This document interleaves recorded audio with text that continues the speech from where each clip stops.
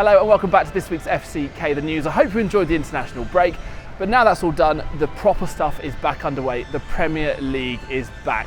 So it feels like a good time to kind of have a look back at this week's big winners and losers.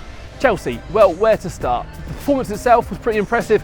The goals weren't bad either, but here's a few stats for you. Did you know that all of Chelsea's goals this season have been scored by a player under the age of 21 and all graduates of the club's academy? Tammy Abraham scored a hat-trick and joins an illustrious group of just Gavin Peacock and Frank Lampard who have ever scored a Premier League hat-trick for Chelsea.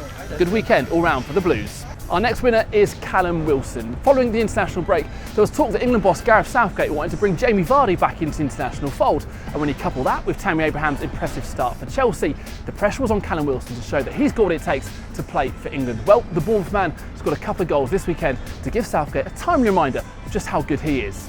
Spurs were impressive winners at the weekend, but this week's real winner is HeungMin's son. Now, the South Korean is far from an unsung hero, but at the same time, I still think he's massively underappreciated. And did you know his goals against Palace means that he's now scored in every single ever home game that he's played against Palace since joining Spurs.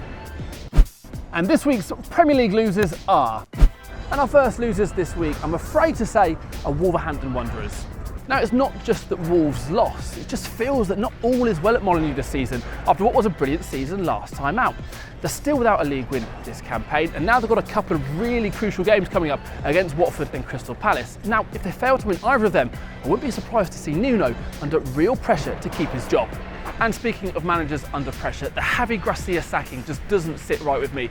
Just 4 games ago, the man had led Watford to the FA Cup final and their highest ever points tally in Premier League history. Yes, Watford fans will say there's been a decline, but it still feels incredibly premature. And add to that, they've replaced him with Quique Sanchez-Flores, a man who Watford have already sacked once before. Watford fans will think this is harsh after that point against Arsenal at the weekend, but I think time will show that this sacking was very premature. And this week's final loser is Leicester's Kalia Soyuncu. Now, I was waxing lyrical about the defender after game week 1, so it's only fair that I criticise him if he's not lyrically waxing. Well, it was Manchester United against Leicester at the weekend, or for many, Maguire against Soyuncu. Manchester United won 1-0 and Soyuncu gave away the penalty with a clumsy challenge. It pains me to say that Maguire definitely came out on top of this one.